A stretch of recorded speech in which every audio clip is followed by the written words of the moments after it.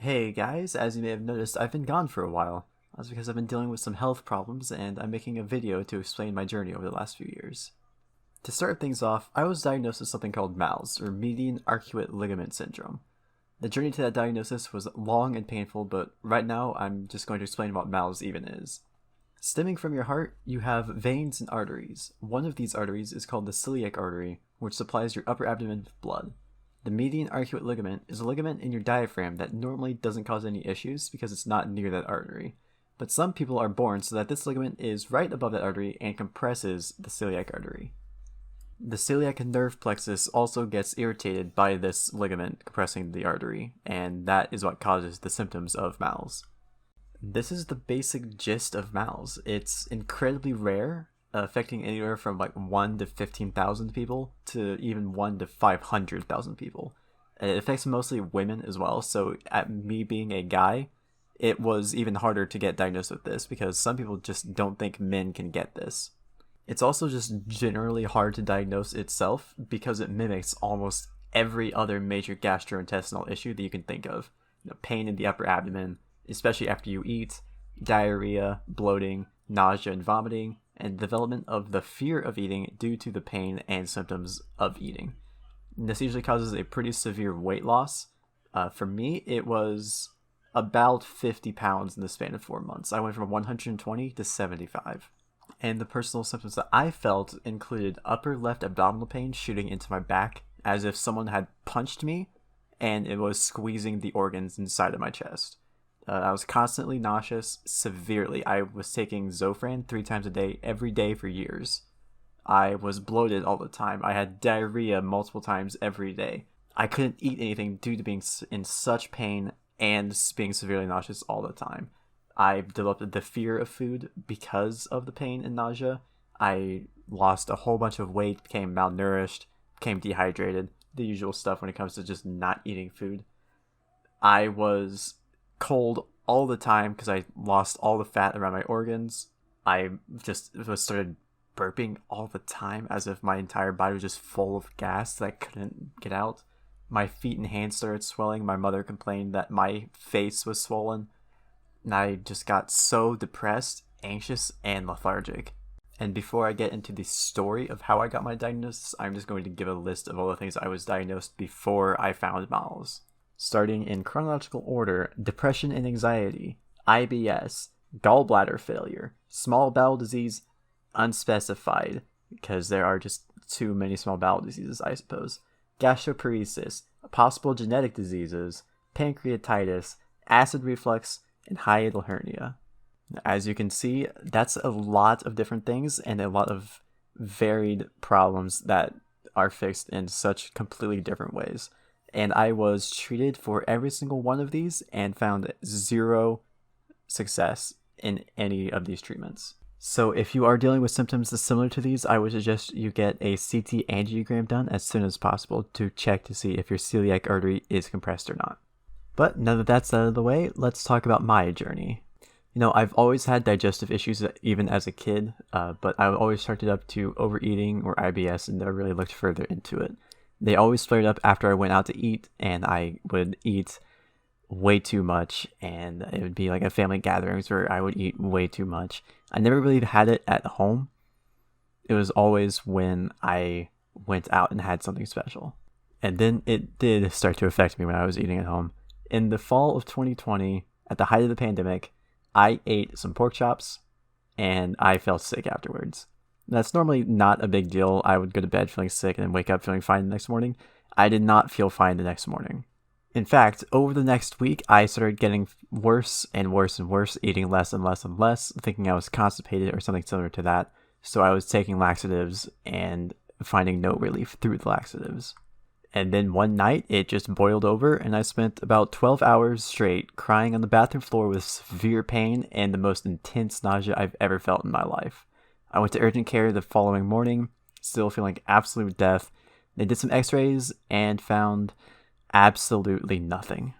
If you couldn't tell by my laundry list of diagnoses, that's going to be a very common theme in this story. They sent me home with a laxative, even though they weren't doing anything, and a referral to a GI doctor. I then spent the next 3 months going from laying on the couch watching daytime television to laying in bed staring at my ceiling, not able to do anything else because of the pain and nausea. And it took 3 months to see that GI doctor, who did an endoscopy and colonoscopy, found absolutely nothing, and told my parents that I was depressed and I was making myself sick due to the mental illness. Needless to say, we didn't go back and we started looking for a second opinion. I started experimenting with different diets, like being a vegan for a bit, gluten-free, dairy-free. I went carnivore for a while. Absolutely none of these new diets did anything for me, and I was completely lost on what to do. My family doctor was ordering blood test after blood test, after stool test, after stool test, after urine test, after urine test, and absolutely nothing came back with any sort of red flags. I must have given at least 2 gallons of blood at this point on blood tests, and every single one of them, metabolic panels, complete blood counts, organ markers to make sure that all my organs were working properly. They all came back completely normal. Now, after months of researching this topic on my own, I had a list of things I wanted to try out for myself. A FODMAP diet didn't do anything. I thought maybe my gallbladder was dying, so I had a HEDO scan done, and that actually did come back bad. Well, we thought anyway. The hospital that could perform the test didn't think that the results were for a bad gallbladder, so they refused to do the surgery. So of course we had to go out of the state to get the surgery done, and for a while after my gallbladder was removed, I did feel much better. According to the surgeon that took the gallbladder out, it had basically become one big tumor at that point, so it definitely did need to come out. But that actually wasn't the cause of my problems, because after about 6 months after I had my gallbladder removed, the symptoms started coming back, and I started eating less, and I started eating more restrictive foods. And about a year after my surgery, which was in January of 21, I was pretty much back to where I was before the surgery. So I went back to my family doctor, got a referral to a GI specialist in the city who did all of the usual tests and all of the usual scans and scopes, and of course nothing came back that showed any reason why I wasn't able to eat whatsoever. And he suggested I have a feeding tube in place because I couldn't get the nutrition on my own.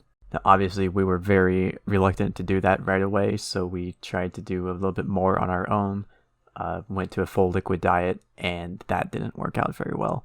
So in July of 2022, I went into the hospital for a week to have a line put into my arm that would go into my veins all the way to my left side of my chest.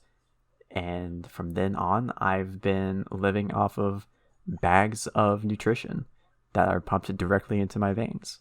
And after I got this IV nutrition put in place, that doctor stopped doing anything for me. All he did during my appointments was making sure that the IV nutrition wasn't destroying my metabolism. And so we decided to start looking elsewhere once again.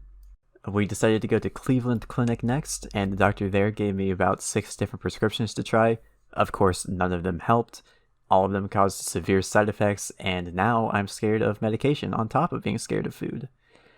Eventually, after a lot of research, my mother stumbled upon something called MALS, and we decided to check for it. Clearly, after all of these normal test results, whatever's happening isn't in my digestive system. The doctors all were hesitant, one even telling me that I didn't want MALS because it's impossible to fix. Well, I don't really want to be sick at all, but there's clearly something going wrong, and I would very much like to know what it is.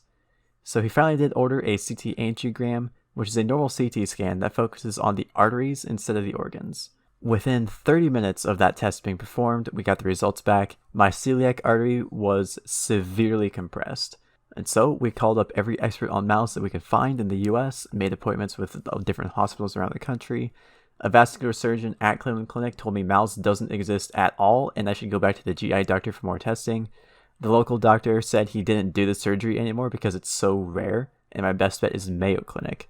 So we went there, and they did an ultrasound on my chest to see the severity of the compression. The results of that ultrasound were that whenever I inhaled, the celiac artery was 70% compressed, and whenever I exhaled, it was completely closed. They also did a nerve block by injecting lidocaine into the celiac plexus bundle right there where the compression is, and that was literally the first day in 3 years where I had no pain whatsoever. So the testing that Mayo Clinic did showed that I did have MALS and I suffered from it, and that surgery would fix my problems. And so 6 weeks later, I went back up to Minnesota to have the surgery done. On the day of my surgery marked the 1 year anniversary of me being hooked up to IV nutrition. The surgery itself is called a median arcuate ligament release to decompress the artery and cut out the irritated nerves there. Normally, it's a pretty intense procedure, but after I went through it, the surgeon came into my room and said it was especially difficult for me because my diaphragm was mysteriously completely filled with scar tissue, and that was what was causing the compression. It took him about 4 hours of cutting to get rid of it all, and it never stopped bleeding the whole time. So, Dr. Omar Ghanem, thank you for your diligence, your confidence, and your perseverance. You actually saved my life here. It's been about 2 weeks since my surgery now, and I'm eating a few hundred calories a day, which is 10 times more than I was eating before. I can drink about 500 milliliters of water a day, which is about 10 times more than I was drinking before. And right now, I'm still dealing with surgical incision scars and the pain and bloating from the surgery itself. But I'm hoping within the next couple of weeks that will go away and I can return back to a normal life. And after that, it would just be a matter of weaning myself off of the IV nutrition and getting the line removed from my arm, and I'll be good to return to normal again. The things are looking good for me. I'm no longer in constant misery. I'm no longer in constant pain. I've only had to take 2 nausea pills since coming home from my surgery. I'm no longer wondering if I'll get to live to see my next birthday. I'm no longer hoping I don't. And all of my symptoms are pretty much gone except for bloating. Even my depression is gone. And I told every social worker that I had to talk to about my suicidal thoughts is that as soon as I'm able to eat again, I will no longer be suicidal. And that is the case. So for everyone who worked on me, everyone who gave me well wishes, everyone who prayed for me, I just want to say thank you from the bottom of my heart.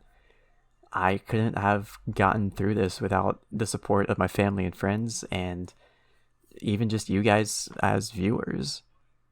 You don't know me, I don't know you, but you showing up and giving me your time has made a world of difference in my life, and I appreciate that. Thank you for the 50 subscribers. I know it's not a big milestone, but it's big to me. Any amount of views, any amount of subscribers I get on this channel validates the effort that I put into working on this.